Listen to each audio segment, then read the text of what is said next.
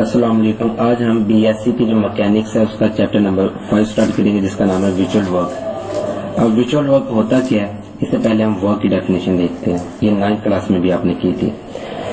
ये एक ऐसा की फिगर बनाई है, किसी पॉइंट पे कोई फोर्स अप्लाई करें, वो पॉइंट डिस्प्लेस करके किसी और पॉइंट पे चला जाता है।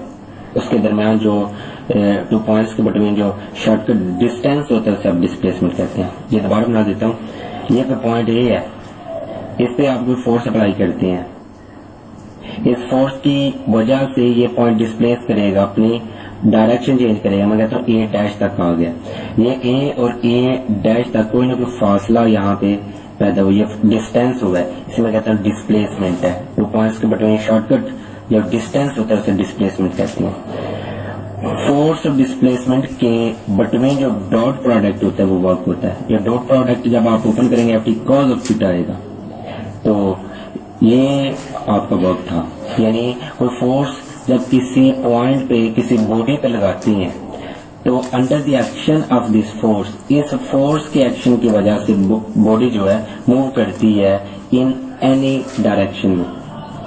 The force act on a body, किसी बॉडी पे फोर्स एक्ट कर रही है under the action of this force. ये बॉडी के ऊपर जो under the action of this force हुआ है, इस फोर्स के जो एक्शन हुआ है इसकी वजह से वो पॉइंट अपनी जगह रिप्लेस कर गया, भाई जगह चेंज कर गया। इसे आप कहते हैं ये उसने जो फासला तय किया उसे डिस्प्लेसमेंट कहते हैं। इनका डॉट प्रोडक्ट आपका वर्क कहलाता है। ये जो फोर्स लगा रहे हैं किसी एंगल से लग रही है, यहाँ पे कोई एंगल है थीटा, जितना ये चेंज होता जाएगा उतना आपका वर्क चेंज होता जाएगा। जैसा कि फर्स्ट केस में कहता हूँ, अगर थीटा 0 डिग्री हो तो फार्मूला ये है F D cos of theta. Theta की जगह क्या आ गया 0 डिग्री, कॉज ऑफ 0 होता है 1, तो इसका रिजल्ट क्या आ गया एफ डी, 1 के साथ मल्टीप्लाई होगा एफ डी, यानी ये वर्क आ रहा है एक। तो ये देखें ये पॉजिटिव आ रहा है। अब अगर कहते हैं theta is equal to 90 degree, F D cos of 90, cos of 90 होता है 0, तो ये सबको क्या कर देगा 0। यानी जब फोर्स और डिस्प्लेसमेंट परपेंडिकुलर होते हैं तब वर्क क्या होता है 0 होता है। अगर फोर्स और डिस्प्लेसमेंट का एंगल 180 हो, अपोजिट डायरेक्शन हो, तो एफ डी कॉज ऑफ क्या होगा 180, कॉज ऑफ 180 -1 होता है। इसकी वजह से ये वर्क क्या होगा -एफ डी। ये नेगेटिव आ है, वो क्या है पॉजिटिव। अब यही केसेस इस पूरे चैप्टर में अप्लाई होनी है। बॉडी में कहता हूँ ये एक बॉडी है, ये जो बॉडी है। अब अगर इसकी बात करेंगे, इसका वेट नीचे की तरफ एक्ट करता है। इस बॉडी का वेट सेंटर से नीचे की तरफ एक्ट करेगा। अगर मैं कहता हूँ ये जो रॉड है इसका वेट किधर की तरफ, नीचे की तरफ, सेंटर से नीचे की तरफ एक्ट करेगा। ये डब्ल्यू, ये जो पॉइंट नीचे की तरफ एक्ट किया। अगर आप इसे थोड़ा सा क्या करते हैं बेंड करते हैं, मैं कहता हूँ ये हल्का सा आपने बेंड किया तो ये पॉइंट थोड़ा सा ऊपर चला जाएगा। ये जो डब्ल्यू है, डब्ल्यू वजन है, फोर्स है, ये पॉइंट थोड़ा सा ऊपर चला गया। डिस्प्लेसमेंट ऊपर की जानब, ये डब्ल्यू नीचे की जानब, एंगल 180 का बन रहा है। तब आप कौन सा केस अप्लाई करेंगे, ये ला, ये आपने केस अप्लाई करना है। इसका मतलब ये जब पॉइंट ऊपर की जानब मूव करता है तो आप कहते हैं हमारा वर्क नेगेटिव एफ डी है। एफ फोर्स डब्ल्यू है, डी कितना है वो आपने फाइंड कर लेना है, वो आपका वर्क होगा। अगर यही मैं इसे इस तरह चलता हूँ, ये अगर मैं थोड़ा सा ऊपर करूँगा ये पॉइंट थोड़ा सा नीचे आएगा। अब डब्ल्यू वेट नीचे की तरफ है, ये पॉइंट भी नीचे की तरफ आया है, नीचे की तरफ, यानी डिस्प्लेसमेंट भी नीचे की तरफ है। सेम डायरेक्शन और 0 डिग्री का एंगल, 0 का मतलब ये है कि ये केस अप्लाई होगा। यानी इसका मतलब ये जब पॉइंट ऊपर की तरफ मूव करे तो 180 का एंगल, तो ये केस अप्लाई होगा नेगेटिव वाला। जब सेम डायरेक्शन हो तो ये। उसके बाद है जब ये आप बात करेंगे स्ट्रिंग की, ये मैं कहता हूँ स्ट्रिंग है। स्ट्रिंग पे आप फोर्स लगाते हैं बाहर की तरफ, मैं कहता हूँ बाहर की तरफ फोर्स, टेंशन तो होती है अंदर की तरफ। टेंशन किस तरफ, अंदर। फोर्स आप लगा रहे हैं बाहर की तरफ, टेंशन अंदर की तरफ, दरमियान 180 का एंगल आता है, तो तब भी ये लगेगा 180 के लिए। इसका मतलब जहां भी मैं बात करूं टेंशन इन स्ट्रिंग, तो आपने कहना ये टेंशन के लिए नेगेटिव वर्क आता है, ये पक्का ज़हन में बैठा लें, नेगेटिव वर्क टेंशन का होता है। एफ क्या है, फोर्स यहाँ पे टेंशन टी है, डी क्या है वो आपने चेक कर लेना।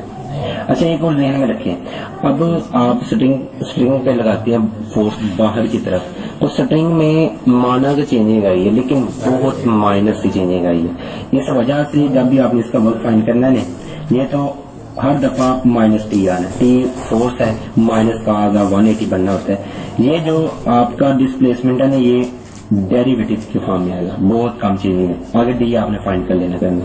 इसी तरह वेट का पॉइंट जो है बिल्कुल थोड़ा सा मूव हुआ है, इसके लिए भी आपने अगर ये वर्क लगाना है, ये वर्क का फार्मूला आपको पता है एफ क्या है, एफ की जगह डब्ल्यू आएगा, वेट यही फोर्स है, तो ये लगाएंगे पार्शियल यानी डी आपने फाइंड कर लेना करना।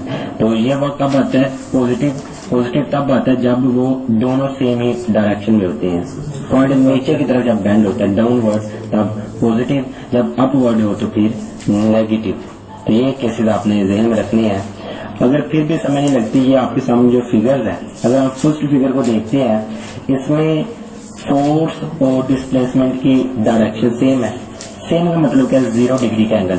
0 डिग्री का एंगल का मतलब ये है कि वर्क क्या 0 डिग्री cos ऑफ 0 क्या देता है, 1 देता है, 1 देता है। तो 1 का मतलब क्या है, इसका वर्क पॉजिटिव है।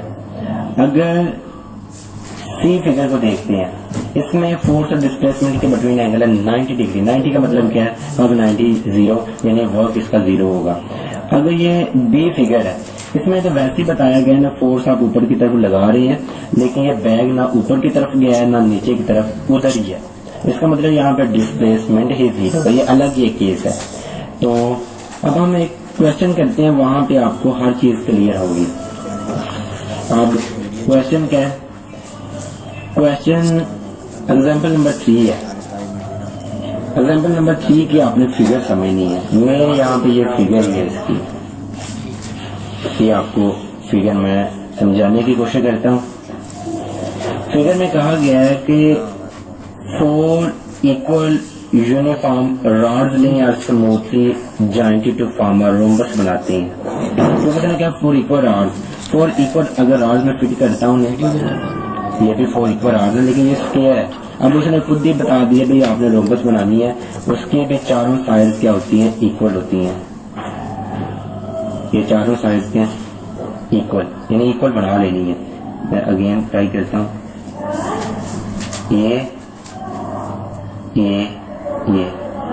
उसने कहा है कि 4 इक्वल रॉड्स लेने हैं, ये भी स्क्वायर भी इक्वल बनाता है, रोम्बस भी इक्वल ही रॉड्स होते हैं, इसके ऑल साइड इक्वल होती है। बस इसमें 90 का ऑल एंगल 90 के होते हैं, इसमें कोई भी एंगल 90 का नहीं होता, बस ये फर्क होता है। तो उसने कहा है कि 4 यूनिफॉर्म रॉड्स लेनी है। यूनिफॉर्म रॉड्स का मतलब है हैविंग वेट, हैविंग वेट का मतलब है इनका कोई ना कोई अपना वेट है। तो वेट किसी भी बॉडी का वेट नीचे की तरफ एक्ट करता है। 4 रॉड्स है, हर एक रॉड का वेट नीचे की तरफ एक्ट करेगा। ये डब्ल्यू नीचे की तरफ, इसका वेट सेंटर से नीचे की तरफ, सेंटर से नीचे की तरफ, सेंटर से नीचे की तरफ। इसका मतलब ये है यूनिफॉर्म रॉड का मतलब है हैविंग वेट रखती हैं, तो सेंटर से नीचे की तरफ एक्ट करता है। अगर कहते हैं स्मूथली जॉइंटेड है, स्मूथली जॉइंटेड मतलब है ये मूवेबल है भाई। ये क्या है, मूवेबल का क्या मतलब है, ये हरकत कर सकती है। ये अगर मैंने कहता हूँ ये रॉड अटैच है, इसका मतलब ये आपस में हिल सकती है, मूव हो सकती है। तो फॉर्म रोम्बस बनाती है, जो रोम्बस बनाते हैं उसका नाम उसने दिया है ए बी सी डी। एक साइड को नाम दे रहे ए बी सी डी, या इधर को ए बी सी डी, या इधर से ए बी सी डी, जिधर को दिल कर। आगे देखें, यहाँ तक तो ये कंप्लीट होता है। Which is placed in vertical plane के साथ अटैच है भाई ए सी के साथ। ये ए सी के साथ कोई प्लेन है, ये कोई प्लेन है, ए सी प्लेन के साथ ये आपकी रोम्बस सारी की सारी अटैच है। ये प्लेन कह लें या वॉल कह लें। आगे क्या कहते हैं, कहते हैं and resting on horizontal plane. कहते ये जो ए है ना, ये रेस्टिंग की हालत में ए हॉरिजॉन्टल प्लेन के साथ, यानी ये फिक्स्ड पॉइंट है भाई, ठीक है, ये स्कोन की हालत में है। कहते जो रोम्बस आपकी बनी है ना, rhombus is kept in the shape with the measure of the angle, ये जो बन रहा है BAC इक्वल टू थीटा होना चाहिए। कहते हैं रोम्बस की शेप इस तरह की, आपकी ये जो रोम्बस है इस तरह की शेप बनेगी, इसमें BAC यहाँ पे जो एंगल बन रहा है ना, कहते हैं वो थीटा के इक्वल है। किसके इक्वल है?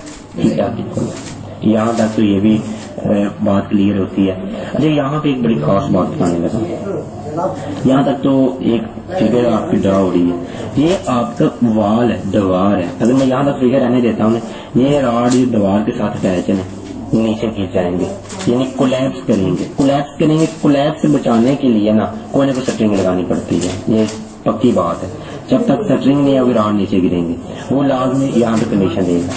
कहते बाय राइट स्ट्रिंग आप यूज कर लें ज्वाइनिंग बी और डी को। कहते बी और डी को ज्वाइन कर लें, बी और डी को लाइट स्ट्रिंग हल्की सी स्ट्रिंग यूज करके ना, तो वो आप यूज कर लें। लाइट स्ट्रिंग का मतलब है कि उसका कोई अपना वेट वगैरह नहीं, टेंशन होगी उसमें जरूर। कहते ये आप फाइंड करें, उसमें कहते हैं आपने टेंशन फाइंड करनी है। इसका मतलब ये दो स्ट्रिंग लगाई है, इन्हें गिरने से बचाती है। ये आपकी फिगर यहाँ पे कंप्लीट होती है। यहाँ पे मैं कहता हूँ ये जो वेट है इसको मैं कहता हूँ ये मेरा M1 है, M2 है, M3 है, M4 है। उसके बाद एक और बात समझने वाली है, मैं कहता हूँ एक लाइन मैंने लगाई है, लाइन पे जितनी चाहे आप लाइनें लगा लें, इसमें जो भी एंगल बनेगा इसकी इक्वल है, इसकी इक्वल है, या ये लगा लें ये एंगल ये इक्वल है, या ये एंगल इसके इक्वल है, ये एंगल इसके इक्वल है, ये एंगल इसके इक्वल है। ये ऑल एंगल्स इक्वल होती हैं लाइन, एक लाइन पे बनने वाले। तो ये एक तो लाइन है यार, ये एक लाइन है, ये इसके ऊपर लाइन ही तो आई है, ये एंगल, ये जो वेट वाली ये भी तो लाइन है, क्या ये भी एंगल इक्वल नहीं होगा? तो ये आप कह रहे हैं इक्वल है, जिसको मैंने ये अगर थीटा तो ये भी क्या होगा थीटा। ये सारी की सारी फिगर मैंने पहले ड्रा की हुई है, तो अब आपको पता चल जाएगा ये क्या सिस्टम होगा। 4 इक्वल रॉड्स लिए, यूनिफॉर्म रॉड थे, उनका अपना अपना वेट था, सेंटर से नीचे की तरफ एक्ट कर रही है, स्मूथली जॉइंटेड मूवेबल हैं। फिर रोम्बस जो बनी है वो जो रोम्बस एक वर्टिकल वॉल भी है, उसमें प्लेन है AC, ये रेस्ट की हालत में है। रेस्ट की हालत में मतलब इसका कोई भी वर्क नहीं ये करेगा, ये पॉइंट कोई भी वर्क ये नहीं कर सकता। रेस्ट की हालत में उसमें डिस्प्लेसमेंट ही नहीं पैदा होना, वर्क क्या होना। आगे आए फिर कहते हैं ये जो आपकी शेप बनी है इसमें BAC एंगल एक थीटा बना रहा है, ये ज़हन में रखें। फिर कहते हैं लाइट स्ट्रिंग लगा ली बैलेंस करने के लिए, वो मैंने लिखा ली। अब काम क्या करना है यार, सबसे मेन बात ये जब आप रॉड की बात करते हैं ना, इसका पॉइंट ऊपर की जानब या आ जाए या नीचे की जानब, तो हमने कहा ये डेल्टा डिस्प्लेसमेंट यहाँ पे पैदा होता है, बिल्कुल काम।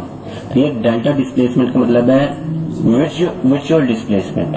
वर्चुअल डिस्प्लेसमेंट का इमेजिनरी डिस्प्लेसमेंट है, यानी बिल्कुल हमारे ख्याल में होता है यार ऐसा होता है, अगर रॉड हिला तो यकीनन उसका पॉइंट मूव किया होगा, कोई ना कोई उसमें तब्दीली आई है।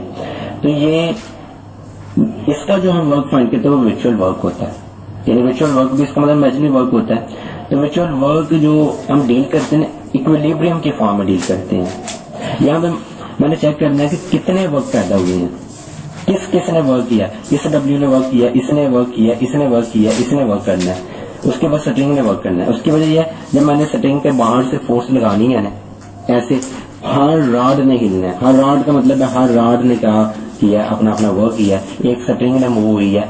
इसका मतलब यहाँ पे मैंने 5 वर्क फाइंड करनी है।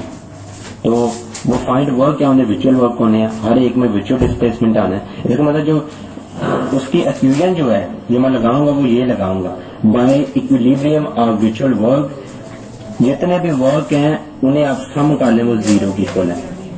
अब मैंने ऑल वर्क्स फाइंड करने हैं, ऑल वर्क्स फाइंड करने हैं। मसलन सबसे पहले मैंने स्ट्रिंग का वर्क फाइंड करना है, मैं साइड पे लिखने लगा हूँ। वर्क फाइंड करना है, फॉर्मूला है FD cos ऑफ थीटा।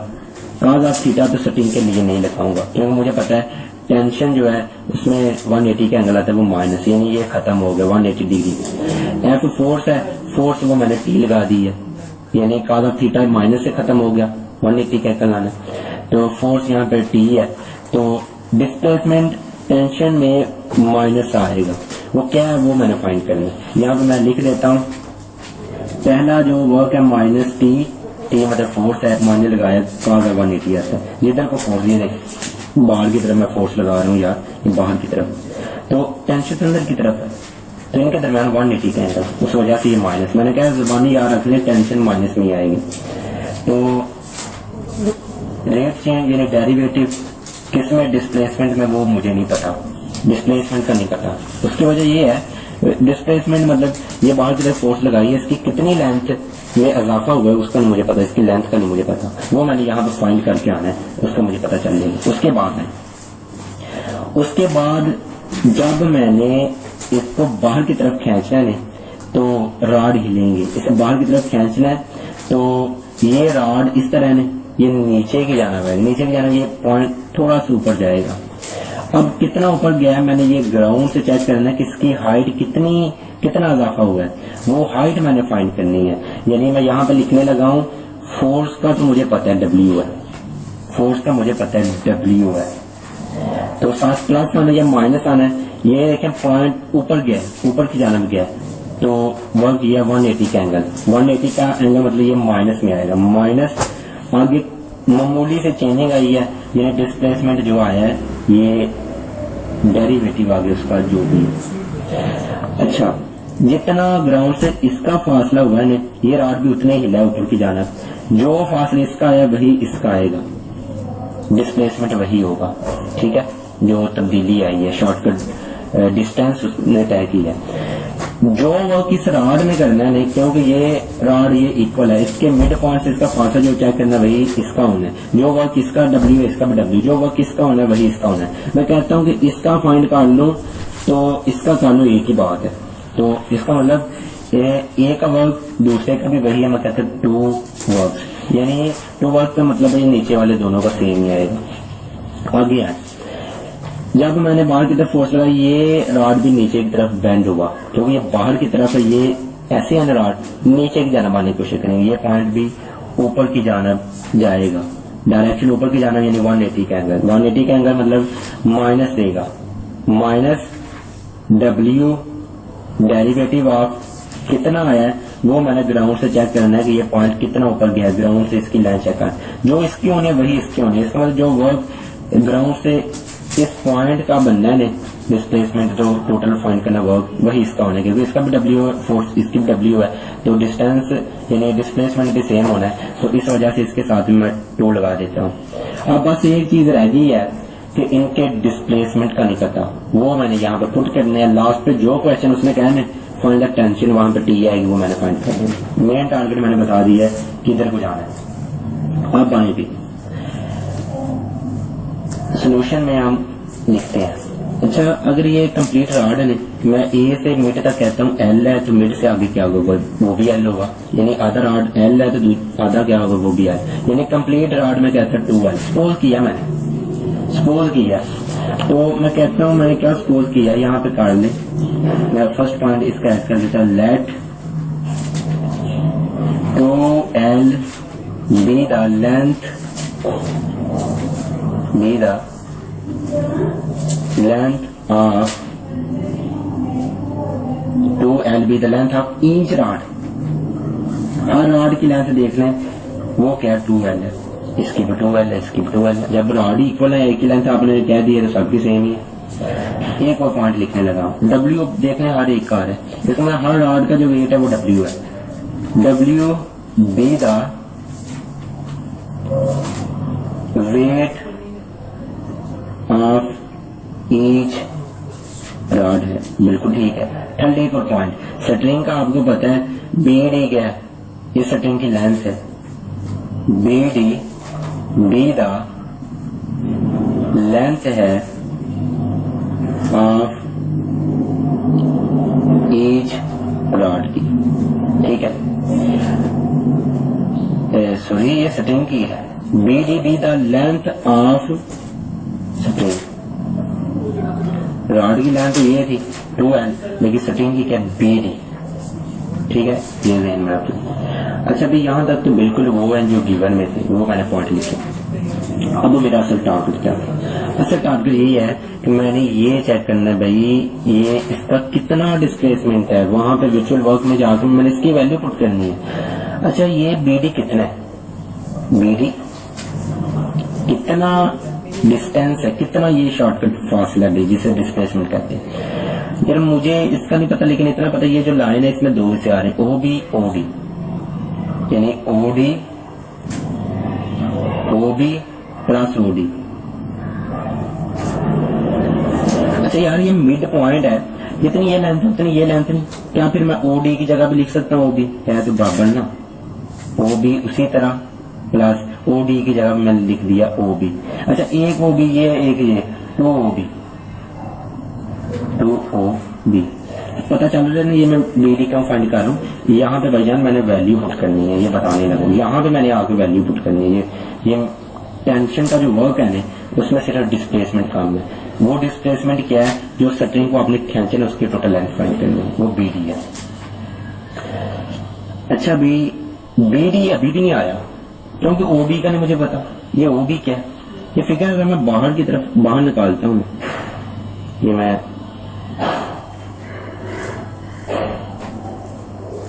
ये फिगर थी ए ओ बी, यहाँ पे एंगल का मुझे पता थीटा है, एक वो पता है वहां पे बॉक्स ही बनना है क्योंकि ये परपेंडिकुलर। ये देखें ये सारी लेंथ का भी मुझे पता है, ये एल और एल 2L है, एच राड है, ये राड की लेंथ। अच्छा ये चीज ध्यान में रखनी है, जहां पे बॉक्स बने उसके सामने जो होता है ना वो हाइपोटेन्यूज होता है, हाइपोटेन्यूज। जहां पे 90 के अलावा कोई एंगल नजर आता है ना उसके सामने परपेंडिकुलर होता है। ये फिर क्या होगा बेस। अब हमने तो ये लेंथ फाइंड करनी है जिसमें परपेंडिकुलर आ रहा है, वो किसका फार्मूला जिसमें परपेंडिकुलर आता है, साइन का फार्मूला, परपेंडिकुलर ओवर हाइपोटेन्यूज।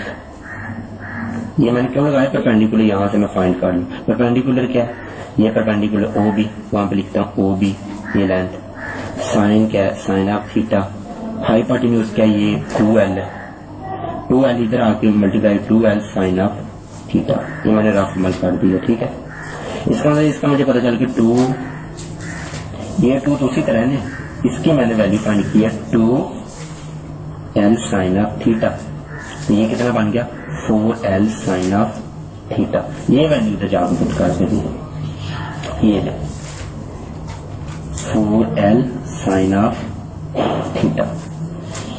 अब इससे जब जो चीज हॉरिजॉन्टल होती है ना, हॉरिजॉन्टल उसके आपने लेंथ फाइंड कर लेंगे। जो वर्टिकल लेंथ है उसका ग्राउंड से उसका फासला चेक करना होता है कितना, ये पॉइंट ऊपर की तरफ मूव हुआ है ना, तो मैंने देखना है ग्राउंड से कितनी इसकी लेंथ है, ये कितनी लेंथ है ये ग्राउंड से। ये फिगर मैं बाहर की तरफ ड्रा करता हूँ, यानी मैंने M1 मिड पॉइंट का ग्राउंड से डिस्टेंस फाइंड करना और M2 का, जितनी इसकी हाइट होनी है इसकी उतनी होनी है, जो इसका आंसर है वही इसका आंसर। तो यहाँ पे एक लाइन भी लिख देता हूँ, the height of mid point, mid point ही क्या ना, मिड पॉइंट M1 M2 की मैंने फाइंड करनी है, M1 और M2 की हाइट कितनी है वो ग्राउंड से फाइंड करें। ये एक मिनट यहाँ पे मैं फिगर बनाता हूँ, ये मैं फिगर बाहर निकालना, ये हाइट मुझे चाहिए, ये इस तरह की फिगर ये देखें ये एंगल थीटा यहाँ पे आ रही है, थीटा यहाँ पे यकीनन परपेंडिकुलर है, ये फिगर बन गई है। तो ये टोटल रॉड 2L है, तो ये मिड से L है, ये इसका मतलब L है। 90 के सामने हाइपोटेन्यूज होता है, उसके अलावा जो थीटा वगैरह जो भी एंगल होता है उसके सामने परपेंडिकुलर होता है। अब ये आपको लगेगा ये तो बेस मान रहा है, ये देखें ना ये इधर को आप ये फिगर रोटेट करके चेक कर लो, ये मैं कह रहा हूँ ये अगर हाइपोटेन्यूज से सामने वाला थीटा के सामने ये परपेंडिकुलर, तो ये क्या अब मैं फिर दोबारा इधर ही आता है, ये एंगल होता है उसके सामने परपेंडिकुलर।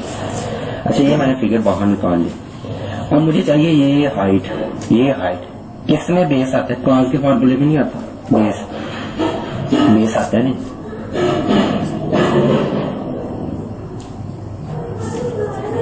अच्छा साइन में क्या आता था, परपेंडिकुलर और हाइपोटेन्यूज बेस में क्या आता है, कॉस के फॉर्मूले में क्या आता है, base over hypotenuse, base over hypotenuse. तो कॉस ऑफ थीटा का थीटा चल रहा है, कॉस ऑफ थीटा बेस हमने फाइंड करना है, बेस को बेस ही रहने देता हूँ। हाइपोटेन्यूज मुझे पता है ये एल आ है, क्योंकि ये इतनी लेंथ है, ये मिड से है एल, ये एल इधर आके मल्टीप्लाई होगा एल कॉस ऑफ थीटा। तो ये इस रॉड की आई है लेंथ, जो इसकी है वही इसकी होनी है, क्योंकि ये बराबर ही है। तो मैं कहता हूँ ये इसी वजह से ये मैंने लाइन लिखी है ना, दी height of mid point M1 M2 की सेम ही है, वो क्या एल कॉस ऑफ थीटा। अच्छा भी अब मैंने ये ही लेंथ इसके लिए फाइंड करनी है, ये लेंथ यहाँ तक है, इसका मतलब ये है कि ये इतनी लेंथ, इतनी, ये मिड तक, ये इतनी क्या फिर होगी, अगर ये एल है इतनी क्या होगी 2L, फिर ये यहाँ तक मिड तक करता हूँ 3L, यहाँ तक जाता हूँ क्या होगी 4L। ठीक है, अब हमने इस पॉइंट तक हमने देखना है कितना फासला तय हुआ है, प्रोग्राम से कितना फासला है। तो ये देखो यार साफ नजर आ रहा है, ये L, ये 2L, ये 3L यहाँ तक नहीं आ गया, इसका मतलब 3L कॉस ऑफ थीटा इसकी हाइट है, जो इसकी है ना वही इसकी है। तो यहाँ पे मैं लाइन लिख देता हूँ, ये यहाँ पे लिख देता हूँ, यही लाइन लिखें, दी height of mid point M3 M4 की क्या आ रहा है 3L, क्योंकि लेंथ ही चेक कर रहे हैं तो वो तो L में हमें नजर आ रही है, ये L है 2L है 3L, या इधर को देख लें, ये L है 2L 3L 4L, तो ये तो हम गए हैं यहाँ तक 3L कॉस ऑफ थीटा, वही फाइंड कर ली हमने लेंथ। अच्छा मसला मुझे पता है कि आपको लेंथ फाइंड आउट करना भी आ गई है, बस एक मसला आ रहा है, ये नहीं पता चल रहा वेट कब पॉजिटिव आ रहा है कब नेगेटिव आ रहा है, ये बताया पॉइंट ऊपर, लेकिन एक आपको डिस्क बताने लगा। जब ये स्ट्रिंग पे आप बाहर की तरफ फोर्स लगाते हैं ना, जब भी स्ट्रिंग पे बाहर की तरफ फोर्स लगानी है, ये इस तरह रॉड से ये नीचे की तरफ आए हैं, ये इस तरह बाहर की फोर्स लगी, ये रॉड इस तरफ होगा ना बैंड, ये नीचे की तरफ आए, वर्टिकल लाइन का पॉइंट थोड़ा सा नीचे होगा, वर्टिकल लाइन में कमी आई है, जब भी कमी आए सब वेट के साथ आपने माइनस लगाना है। जब भी आपने हॉरिजॉन्टल लाइन को खींचना है इसमें कमी आनी, अगर ये सेटिंग इधर को लगी होती, मैं ऊपर को खींचता, ये वर्टिकल लाइन में इजाफा होना था, ऑल वेट्स के साथ मैंने क्या लिखना था, प्लस लिखना था। अब इसका क्या है, इसका ये आपके सामने है M1 M2 के बटवे L कॉस ऑफ थीटा, इसका क्या है 3L कॉस ऑफ थीटा। जो मैंने बताया ना वर्टिकल लाइन में क्या हुई है, कमी हुई है, उसकी वजह से माइनस, वो लाइन अगर यहाँ पे आप लिखना चाहते हैं वो लिख लें, वो मुनासिब है। मैं कहता हूँ नो कंसीडर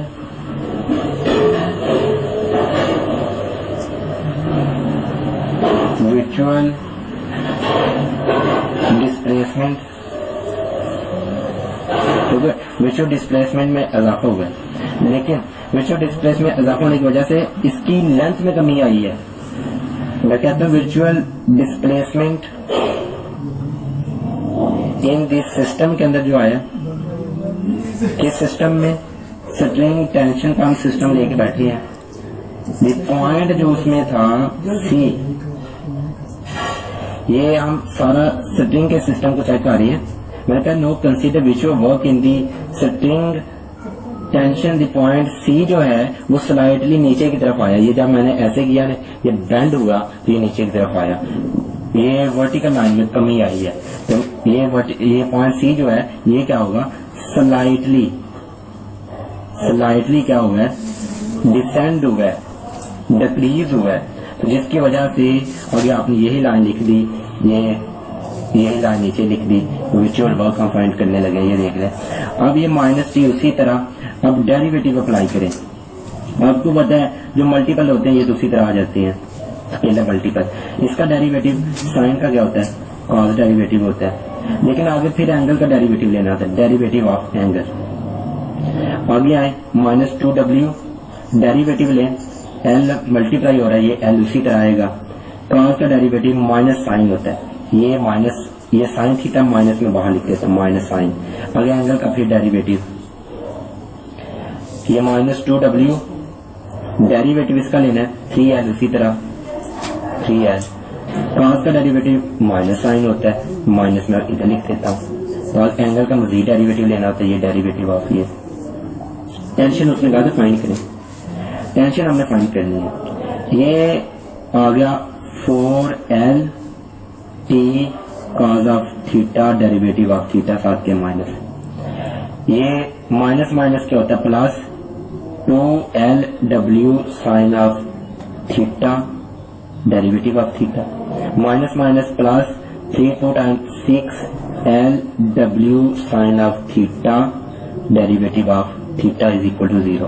अब ये टेंशन माइनस में उधर लेके जाऊंगा, क्या होगी प्लस होगी 4l t cos of theta, derivative of theta, ये इधर ही रहेंगे प्लस में है ना, 2lw sine of theta, derivative of theta, ये क्या है 6lw sine of theta, derivative of theta.